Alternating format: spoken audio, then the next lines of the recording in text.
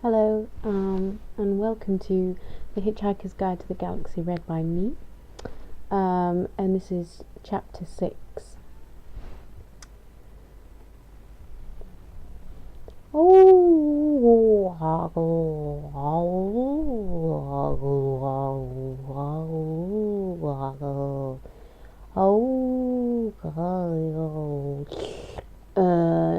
Should have a good time.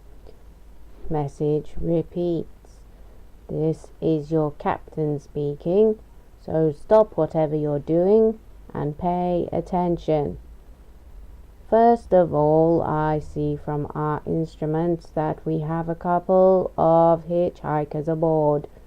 Hello, wherever you are. I just wanted to make it totally clear that you are not at all welcome. I worked hard to get where I am today, and I didn't become captain of a Vogon constructor ship simply so I could turn it into a taxi service for a load of degenerate freeloaders. I have sent out a search party, and as soon as they find you, I will put you off the ship. If you are very lucky, I might read you some of my poetry first. Secondly, we are about to jump into hyperspace for the journey to Barnard's star. On arrival, we will stay in dock for 72 hours refit, and no one is to leave the ship during that time. I repeat, all planet leave is cancelled. I've just had an unhappy love affair, so I don't see why anybody else should have a good time. Message ends. The noise stopped. Arthur discovered to his embarrassment that he was lying curled up in a small ball on the floor with his arms wrapped around his head. He smiled weakly. "Charming man," he said. "I wish I had a daughter so I could forbid her to marry one." "You wouldn't need to," said Ford.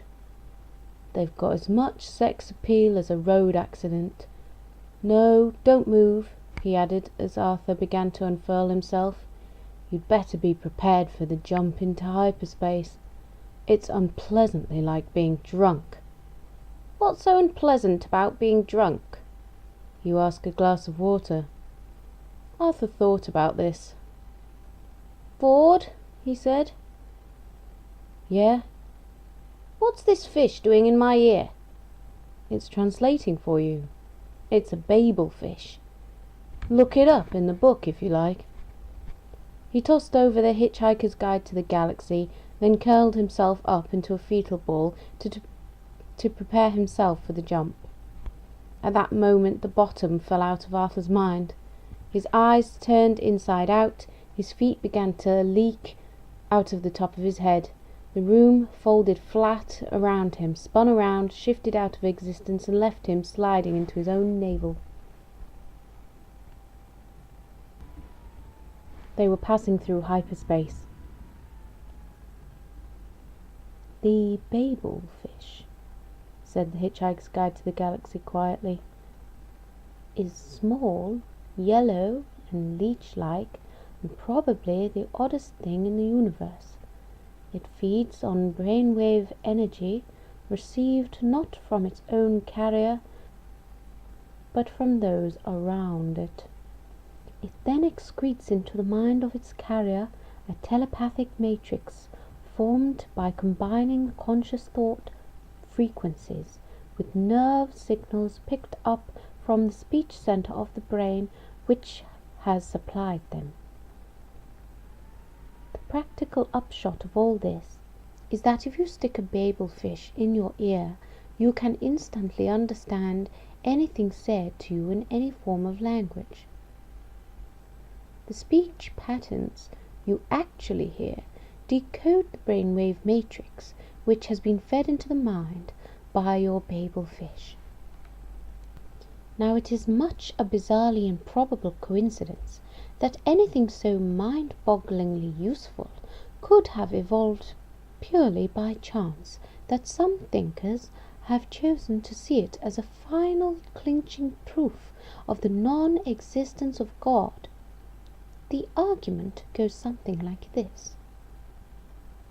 I refuse to prove that I exist, says God, for proof denies faith, and without faith I am nothing. But, says man, the babel fish is a dead giveaway, isn't it? It could not have evolved by chance. It proves you exist, and so therefore by your own argument you don't. QED. Oh dear, says God, I hadn't thought of that, and promptly disappears in a puff of logic. Ah, that was easy, says man, and for an encore goes on to prove that black is white and gets himself killed on the next zebra crossing. Most leading theologians claim that this argument is a load of dingo's kidneys. But that didn't stop Ulon Kulufid making a small fortune when he used it as the central theme of his best-selling book. Well, that about wraps it up for God. Meanwhile, the poor babelfish, by effectively removing all barriers to communication between different races and cultures, has caused more and bloodier wars than anything else in the history of creation. Arthur let out a low groan. He was horrified to discover that the kick through hyperspace hadn't killed him. He was now 6 light years from the place that the Earth would have been if it still existed. The Earth. Visions of it swam sickeningly through his nauseated mind. There was no way his imagination could feel the impact of the whole Earth having gone. It was too big. He prodded his feelings by thinking about his parents, and his sister had gone. No reaction. He thought of all the people he had been close to. No reaction. Then he thought of a complete stranger he had been standing behind in the queue at the supermarket 2 days before, and felt a sudden stab. The supermarket was gone. Everyone in it was gone. Nelson's column was gone. Nelson's column had gone, and there would be no outcry, because there was no one left to make an outcry. From now on, Nelson's column only existed in his mind. England no longer existed. He's got that. Somehow he's got it. He tried again. America, he thought, had gone. He couldn't grasp it. He decided to start smaller again. New York had gone. No reaction. He'd never seriously believed it existed anyway. The dollar, he thought, has sunk forever. Slight tremor there. Every Bogart movie had been wiped, he said to himself, and that gave him a nasty knock. McDonald's, he thought. There is no longer any such thing as McDonald's hamburger. He passed out. When he came round a second later, he found he was sobbing for his mother. He jerked himself violently to his feet. Ford! Ford looked up from where he was sitting in a corner, humming to himself. He always found the actual travelling through space part of space travel rather trying. Yeah, he said. If you're research on this book thing, and you were on Earth, you must have gathered material for it. Well, I was able to extend the original entry a bit, yes. Let me see what it says in the edition then. I've got to see it. Yeah, okay. He passed it over. Arthur grabbed hold of it and tried to stop his hands shaking. He pressed the entry for the relevant page. The screen flashed and twirled and resolved into a page of print. Arthur stared at it. It doesn't have an entry, he blurted out. Ford looked over his shoulder.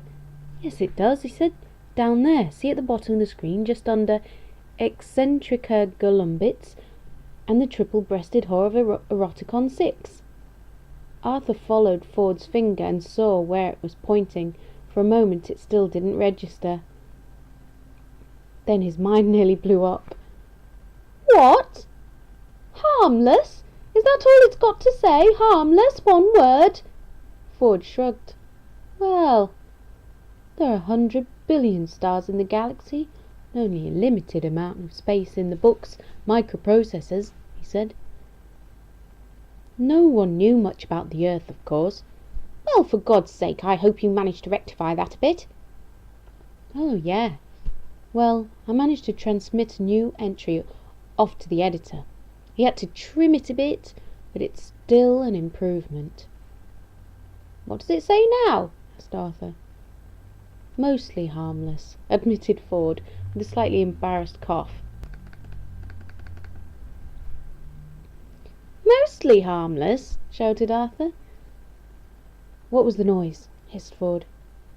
It was me shouting, shouted Arthur. No, shut up, said Ford. I think we're in trouble. You think we're in trouble? Outside the door were the clear sounds of marching footsteps. The Dentrassi? Whispered Arthur. No, those are steel-tipped boots, said Ford. There was sharp rapping on the door. Then who is it? Said Arthur. Well, said Ford, if we're lucky, it was just the Vogons come to throw us into space. And if we're unlucky? If we're unlucky, said Ford firmly, the captain might be serious in his threat that he's going to read us some of his poetry first. That's it for chapter 6. Thanks for watching and tune in next time. Bye.